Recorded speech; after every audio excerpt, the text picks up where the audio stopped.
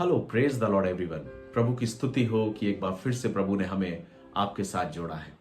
आप सबों के लिए मैं प्रार्थना करता हूं कि जब हम दानियेल की पुस्तक में मनन करने के लिए एक साथ इकट्ठे हो रहे हैं, प्रभु हमें समझ दे, बुद्धि दे और ज्ञान दे, और परमेश्वर का आत्मा हमारे संग रहे, पवित्र आत्मा हमारी अगुवाई करे कि हम प्रभु के इस वचन को और इस दानियेल की पुस्तक को समझने वाले हो सके। हम अपने आप को प्रभु के सम्मुख खाली करें और प्रभु से कहें, प्रभु मुझे अपनी बुद्धि, अपनी समझ दे, और पवित्र आत्मा हमारी अगुवाई करे कि हम आपके इन वचनों को समझने पाए। सो आइए हम परमेश्वर के नाम में आज से दानियेल की पुस्तक का मनन करते हैं। प्रार्थना करते हैं कि पवित्र आत्मा हमारी अगुवाई करे और उन बातों को और गुण रहस्यों को हमें बताए जो हमारे और आपके जीवन के लिए आवश्यक है। इसलिए जब भी आप मेरे साथ मनन करें, अपनी बाइबल को जरूर खोलें और जिस अध्याय के लिए मैं आपकी ओर आपके ध्यान को केंद्रित कराना चाहता हूं, उस अध्याय को आप जरूर पढ़ें, ताकि जब मैं आपके बीच में प्रभु के वचन को रखूं तो आप उन बातों को समझने पाएं। आइए ज्यादा देर ना करते हुए हम सीधे परमेश्वर के वचन में चलें। जैसे ही हम दानियेल की पुस्तक खोलते हैं और उसके पहले अध्याय को, तो हम क्या देखते हैं कि राजा यहोयाकीम के राज्यकाल में बेबीलोन का राजा नबूकदनेस्सर उन पर चढ़ाई करता है और उन पर चढ़ाई करके उन्हें घेर लेता है और उनको बेबीलोन लेकर आ जाता है। वो यरूशलेम के मंदिर में से उन पात्रों को, जो परमेश्वर के पवित्र पात्र हैं, उनको लेकर अपने देवता के मंदिर में वो रखता है। ये सब कुछ घटता है जैसे ही हम इस पुस्तक को खोलते हैं, पहले अध्याय को खोलते हैं, तो हम देखते हैं कि वे लोग जो इजरायली हैं उन सबको ये बंधुआई बना के अपने बेबीलोन में लेकर आता है। और उन लोगों में जिनका नाम, जो 3 पुरुष हैं और एक दानियेल है, उनके बारे में भी यहां पर वर्णन है। चूंकि हम दानियेल की पुस्तक में उसी के बारे में हम पढ़ने जा रहे हैं, तो हमें स्मरण रखना है कि इनके साथ क्या क्या घटा बेबीलोन में। उन सब बातों पर हम अपने ध्यान को केंद्रित करेंगे और सीखेंगे कि पवित्र आत्मा हमसे क्या बातें करना चाहता है। जैसे ही हम इस पुस्तक को खोलते हैं तो हम देखते हैं कि बेबीलोन का राजा नबूकदनेस्सर, जो परमेश्वर के अगुवाई में हो कि परमेश्वर उसे उनके ऊपर चढ़ाई करने के लिए आदेश देता है, क्योंकि सब कुछ परमेश्वर के नियंत्रण में है। मेरे प्रियो, हम भूले नहीं कि हमने बीती अध्यायों को, पुस्तकों को पढ़ा जो कि यहेजकेल की पुस्तक है, और हमने उसमें देखा कि जब जब इजरायलियों ने, जो हठीले थे, कई बार उन्होंने ढिठाई करी, कई बार उन्होंने परमेश्वर को छोड़ दिया, और जो परमेश्वर को गलत था वही वो अपने जीवन में करते गए। और परमेश्वर ने उन्हें चेताने के लिए, परमेश्वर ने उन्हें समझाने के लिए, परमेश्वर ने उन्हें सही राह दिखाने के लिए कई बार ताड़ना दी, और वो ताड़ना कई बार इस प्रकार के राजाओं को लाकर परमेश्वर ने उन पर हावी किया, ताकि वे समझ सकें, जान सकें कि जीवित परमेश्वर कौन है।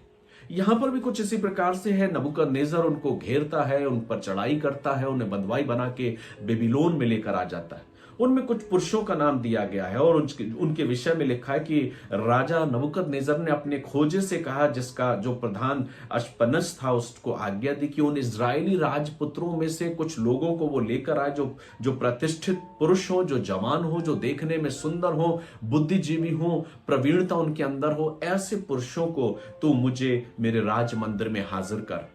और राजा ने उन्हें आदेश दिया कि जब वे मेरे राजमंदिर में शामिल किए जाएं तो 3 वर्ष तक उनकी केयर की जाए, उनकी देखरेख की जाए। इन 3 वर्षों में उन्हें राजा का भोजन और वो दाखमधु उन्हें दिया जाए। जब ये आदेश निकली और जब ये आदेश का पता दानियेल और उनके मित्रों को पता चला, तो दानियेल ने उन बातों से मना कर दिया कि हम राजा के प्रदान किए गए उस भोजन में से कुछ भी हम नहीं खाएंगे।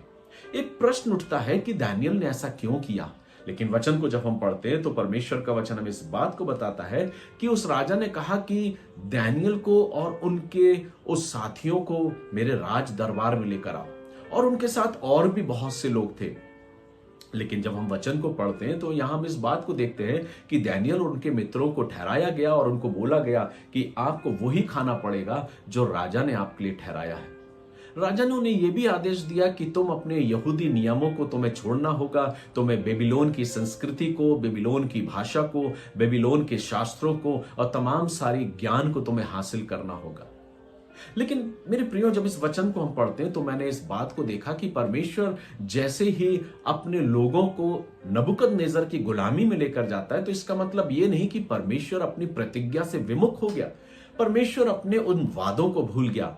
कई बार हमें ऐसा लगता है कि डैनियल और शद्रक मेशक अबेदनगो, जो बेबीलोनी नाम थे उनके जो रखे थे राजा ने, वो उनको उसकी उस पृष्ठभूमि से, जो यहूदी पृष्ठभूमि थी, उनको भुला देना चाह रहा था।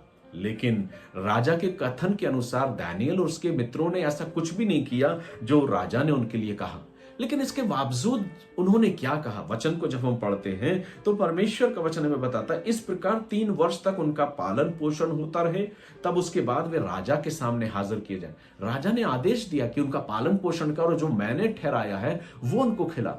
इसके पीछे एक उद्देश्य था, वो ये कि राजा नबूकदनेस्सर इन तीनों के साथ और इन दानियेल के साथ एक ऐसे जीवन को उनको सिखाना मांग रहा था जो बेबीलोन के संस्कृति पर निर्भर है। बेबीलोन के अंतर्गत उनके शास्त्रों के आधार पर और उनकी जीवन शैली को वो उनके जीवन में ढालना चाह रहा था। लेकिन यहूदी होने के नाते दानियेल ने और उसके मित्रों ने सब कुछ करने से मना कर दिया। जब ये बात राजा को पता चली और जब ये बात उन्होंने इस बात को 6वें पद में अगर हम पढ़ें, जो प्रधान ठहराया गया था उससे बोली, तो उसने क्या कहा? खोजे के प्रधान ने उसके दूसरे नाम रखे। इससे पहले हम 6वें पद को पढ़े तो वहां लिखा, यहूदा की संतान से चुने हुए दानियेल, हनन्याह, मिशाएल और अजर्याह, ये इनके नाम थे। लेकिन उस प्रधान ने उनके नाम क्या रखे? वचन हमें बताता है कि दानियेल का नाम उसने बेल्तशस्सर रखा, हनन्याह का नाम शद्रक, मिशाएल का नाम मेशक और अजर्याह का नाम अबेदनगो रखा। इस प्रकार से उसने सबका नाम चेंज कर दिया। यहां क्या सीखने को मिल रहा है? राजा नहीं चाहता था कि किसी भी पृष्ठभूमि में या किसी भी प्रकार की संस्कृति, किसी भी प्रकार का नाम, इन तीनों चारों के नाम उनके यहूदी के अनुसार हो। वो अपनी संस्कृति में, अपनी शैली में, अपनी भाषा शैली और अपने शास्त्रों में वो उन्हें ढालना चाह रहा था। इसलिए राजा ने उनका सब कुछ बदल देना चाहा। लेकिन आगे हम क्या पढ़ते हैं? दानियेल ने अपने मन में ठान लिया था। दानियेल क्या कहता है? दानियेल आगे वचन कहता है, वह राजा का भोजन खाकर उसके पीने का दाखमधु पीकर अपवित्र ना हुए। दानियेल जो था वो परमेश्वर में अटूट विश्वास रखने वाला था और वो अपने जीवन में परमेश्वर के बताए हुए दिशा निर्देश के अनुसार अपने जीवन को व्यतीत करता था। और इसलिए उसने क्या कहा कि मैं खोजे से कहा कि मैं राजा के द्वारा प्रदान किए हुए भोजन से किसी भी प्रकार से उस भोजन को नहीं छूंगा। और उसने उस प्रधान को एक बात भी बोली, कहा कि तुम 10 दिन तक मेरे लिए ऐसा भोजन रखो जो मैं चाहता हूं, और हमारे लिए साग पात, सब्जी और भाजी ही तुम रखना, और कोई भी चिकना पदार्थ हमारे पास मत लाना। और तब तू देख लेना कि हम ज्यादा हष्टपुष्ट नजर आ रहे हैं या तुम्हारे दूसरे लोग, जिन लोगों को तुमने चुना है। प्रधान ने उनकी बात को मान लिया। प्रधान ने कहा, ठीक है, जैसा तुम बोलते हो, मैं 10 दिन तक तुमको देखता हूं, ऑब्जर्व करता हूं। और वो जो दानियेल ने कहा था, साग पात, सब्जी भाजी उनके लिए पहुंचाई गई। कोई चिकना पदार्थ तो कोई राजा के द्वारा निर्धारित की कोई भोजन और कोई भी दाखमधु उनके पास नहीं लाया गया।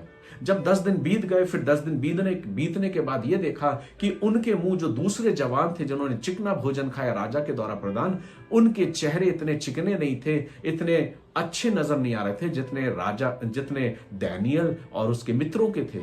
और तब परमेश्वर का वचन कहता है कि इसके साथ साथ परमेश्वर ने उन्हें ऐसी बुद्धि दी कि उनमें अंदर वो प्रवीणता आई, वो बुद्धि आई, वो क्षमता आई कि उन्होंने उस कसदियों के शास्त्रों को भी सीख लिया। परमेश्वर ने उन्हें समझ दी और ज्ञान दिया। जैसा कि वचन कहता है, 10 दिन के बाद उनके मुंह राजा के भोजन के खाने वाले सब जवानों से अधिक अच्छे और चिकने दिखाई पड़े। तब वह मुखिया उनका भोजन और उनके खाने पीने के लिए ठहराया हुआ दाखमधु दोनों छुड़ाकर उनको साग पात देने लगा। वचन आगे कहता है, परमेश्वर उन 4 जवानों को जब शास्त्रों सब प्रकार की विद्याओं में बुद्धिमानी और प्रवीणता दी, और दानियेल सब प्रकार के दर्शन और सपनों का अर्थ का ज्ञानी हो गया। मेरे प्रियो, जो बात दानियेल के पहले अध्याय में हमें सीखने को मिलता है वो ये कि जो कुछ भी राजा के लोग थे, जितने भी राजा के जितने शास्त्रकार थे, जो शास्त्रों को जानने वाले थे, जो नक्षत्रों को जानने वाले थे, उन सब से भी बढ़कर परमेश्वर ने दानियेल और उनके साथियों को ऐसी प्रवीणता दी कि वो शास्त्रों का जानने वाला और उनसे अधिक ज्ञानवान हो गया। ये सब कुछ कैसे हुआ? परमेश्वर वचन में कहता है कि परमेश्वर ने दानियेल को सब प्रकार का दर्शन और स्वप्न के अर्थ का ज्ञानी हो गया। और जितने दिन के बाद नबूकदनेस्सर राजा ने जवानों को भीतर लाने की आज्ञा दी थी, उतने दिन बीतने पर खोजों का प्रधान उन्हें उनके सामने ले गया। तब राजा उनसे बातचीत करने लगा। दानियेल, हनन्याह, मिशाएल और अजर्याह के तुल्य उन सब से कोई ना ठहरा, उन सबसे तुल्य कोई ना ठहरा, उनसे बढ़कर कोई ना ठहरा।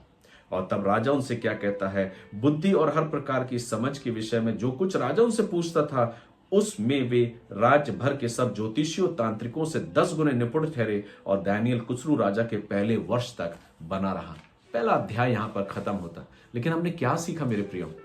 जो बातें हमने सीखी वो ये कि दानियल उसके मित्र बेबीलोन में उस बंदवाई में चले जाते। राजा जो नबूकदनेस्सर है वो अपनी ही शैली में, अपनी जीवन शैली में उन्हें ढालना चाह रहा था। वो चाहता था कि वो जीवते परमेश्वर को छोड़कर, यहूदी नियम कानूनों को छोड़कर, वो राजा के बताए हुए दिशा निर्देशों के अनुसार, उसके शास्त्रों के अनुसार और उसकी संस्कृति, उसकी भाषा और उन सब चीजों को वो अपना ले। उसने उसे प्रलोभन भी दिया, उसने उसे चेतावनी दी, अगर तुम ऐसा नहीं करोगे तो तुम्हें मौत के घाट उतार दिया जाएगा, और अगर तुम मेरी आज्ञाओं को मानोगे, मेरी इच्छा के अनुसार चलोगे तो तुम्हें ऊंचे स्थानों पर सिंहासनों पर बिठाला जाएगा। कई बार ऐसे प्रलोभन हमारे और आपकी जिंदगी में भी आते हैं और कई बार हम इसमें फेल हो जाते हैं। हम उन प्रलोभनों के पीछे बढ़ जाते हैं, उन प्रलोभनों को पाने की लालसा रखते हैं। लेकिन दानियल की पुस्तक उसके पहला अध्याय में हमें क्या सीखने को मिलता है? दानियल ने राजा के बताए हुए आदेश के अनुसार उसके भोजन का चयन नहीं किया, उसके भोजन को नहीं खाया, उसका दाखमधु को पीकर अपने आप को अपवित्र नहीं किया। उसने उस भोजन को नहीं खाया जो उसके सामने का भोजन था अपवित्र, उसने उसको भी स्वीकार नहीं किया। उसने कहा मैं किसी भी प्रकार का राजा का भोजन नहीं खाऊंगा, क्योंकि मैं अपने नियम और कानून में बंधा हुआ हूं और मैं जानता हूं मेरे लिए क्या अच्छा और क्या बुरा है। उसने वही किया जैसा उसने अपने मन में ठान लिया। वचन कहता है दानियल ने अपने मन में ठान लिया था, और जब उसने ये कहा कि तुम 10 दिन तक हमको देखो, 10 दिन के बाद उनके चेहरे सबसे ज्यादा चिकने नजर आए और वो राजा के सामने खड़े हुए। जब राजा के सामने खड़े हुए तो राजा ने उसकी कई बार बहुत सी बातों में उससे बातचीत करी और वो सब लोगों से ज्यादा प्रवीण और बुद्धिजीवी नजर आए। यहां तक कि परमेश्वर ने दानियल को स्वप्नों का अर्थ बताने वाला और शास्त्रों का ज्ञानी बना दिया और बहुत ही बुद्धि उसको प्रदान करी। और तब पहला अध्याय खत्म होता है। यह अध्याय मुझे इस बात को सिखाता है कि जब हम परमेश्वर के करीब अपने जीवन को व्यतीत करते हैं तो परिस्थितियां चाहे कैसी भी क्यों ना हो, परमेश्वर हमें उन परिस्थितियों में भी शिरोमणि ठहराना चाहता है। वो शिरोमणि हमको बनाता है। हमको ऐसा लग रहा है कि परमेश्वर जो कहता है कि मैं तुम्हें कभी ना छोड़ूंगा ना त्यागूंगा, तो फिर ये किस प्रकार से गुलामी में आ गए? परमेश्वर ने उन्हें नबूकदनेस्सर के द्वारा ठहराकर क्यों इस गुलामी में उनको ला दिया? लेकिन हम भूले नहीं वो परमेश्वर जिसने वायदा किया था कि मैं तुम्हारे द्वारा और भी कुलों को आशीष दूंगा, तुम्हारी संतानें आशीष होंगी, मैं तुम्हें ना कभी छोड़ूंगा ना त्यागूंगा। और वहां पर हम इस बात को देखते हैं कि उस कैद में भी, उस गुलामी में भी परमेश्वर दानियल के साथ रहा। आगे हम और भी बातों को सीखेंगे, लेकिन पहला अध्याय में यह बताता है कि दानियल उस कैद में, उस गुलामी में जाने के बाद अपने आप को परमेश्वर में अटूट रिश्ते से बांधे रखा। उसने वही किया जिस प्रकार से वो प्रार्थना करता था, अपने जीवन को जीता था, उसने वैसे ही जिया। सबसे बड़ी बात, उसने अपने शरीर को, अपने आप को अपवित्र नहीं किया। उसने कहा मैं किसी भी प्रकार से अपने आप को अपवित्र नहीं कर सकता, और उसने अपने जीवन को ये इस बात से प्रकट कर दिया कि वो परमेश्वर से अलग नहीं हो सकता। लेकिन जो सबसे खास बात है इसमें वो ये कि राजा नबूकदनेस्सर अपने आप को प्रधान बनाना चाह रहा था। वो ये बता रहा था कि वो ही सर्वोच्च है, वो ही ऊंचा है, वो ही सबसे बढ़कर है। लेकिन दानियल ने राजा के उसके सामने खड़े होकर, उसके राज्य में खड़े होकर इस बात को साबित कर दिया कि नबूकदनेस्सर तू नहीं, पर स्वर्ग का परमेश्वर जिसकी मैं उपासना करता हूं वो सर्वोच्च है, वो बड़ा है। जब वो राज दरबार में खड़ा हुआ तो परमेश्वर ने उसे बुद्धि दी, समझ दी, ज्ञान दी, प्रवीणता दी, और वो ज्ञान दिया जो उसके राजकाल में, जो नबूकदनेस्सर था, उसके राज में ऐसा कोई प्रवीण और बुद्धिजीवी और दर्शनों का बताने वाला, स्वप्नों का बताने वाला कोई न मिला, और परमेश्वर उसे उसके राज में शिरोमणि ठहराता है। अगले अध्याय में कल हम पढ़ेंगे कि दूसरे अध्याय में परमेश्वर हमें क्या बातें करना चाहता है। हम अपने मनों को तैयार करें, अपने जीवन को देखें और दानियल की पुस्तक से इस बात को सीखें कि परिस्थिति चाहे कैसी भी क्यों ना हो मेरे प्रियो, हम परमेश्वर के प्रति कितना विश्वास योग्य रहते हैं।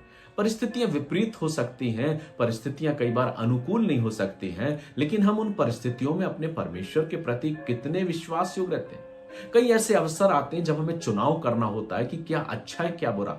कई बार उस चुनाव में हम अपने आप को झुका देते हैं, हम फेल हो जाते हैं। हम वो पाते हैं जो लुभावना है, जो अच्छा है, जो हमें हमारे जीवन के लिए सब कुछ बढ़िया नजर आता है, जिसमें हमारी लाभ नजर आता है, हम उस ओर झुक जाते हैं। हम भूल जाते हैं कि परमेश्वर हमारे सम्मुख है, वो हमारे जीवन को देख रहा है। लेकिन दानियल ने ऐसा नहीं किया। दानियल ने राजा की कोई भी चीज को स्वीकार नहीं किया, और जो एक सही मायने में सही अर्थ है, उसने किसी भी रीति से उस राज में, बेबीलोन में अपने आप को अपवित्र नहीं किया। उसने कहा, मैं सिर्फ परमेश्वर की आज्ञा के अनुसार अपने जीवन को जीता आया हूं और आगे भी जीता आऊंगा। और पर परमेश्वर का वचन हमें बताता कि वहां पर नबूकदनेस्सर के सामने परमेश्वर ने दानियल को शिरोमणि किया। नबूकदनेस्सर ने उसके जीवन को देखकर इस बात को भांप लिया कि वास्तव में इनसे बढ़कर और कोई बुद्धिजीवी नहीं, दानियल से बढ़कर और कोई नहीं। अगले अध्यायों में हम आगे और बढ़ेंगे और देखेंगे कि परमेश्वर हमसे क्या चाहता है। लेकिन आज इस वचन के द्वारा, इस अध्याय के द्वारा हमें सीखने को मिलता है कि विपरीत परिस्थितियों में हमारा स्वभाव, हमारा व्यवहार कैसा रहता है। क्या हम सामने वाले को प्रधान बना देते हैं या हम पर उस समय में भी अपने परमेश्वर को प्रधान बनाते हैं, ये कहते हैं कि परमेश्वर ही सर्वोच्च है। इस प्रश्न के साथ आपसे मैं आज विदा लेना चाहूंगा। मैं दुआ करता हूं कि परमेश्वर आप सबों को आशीष दे, आज का दिन आप सबों के लिए आशीष में होने पाए। God bless you. परमेश्वर आप सबों को आशीष दे।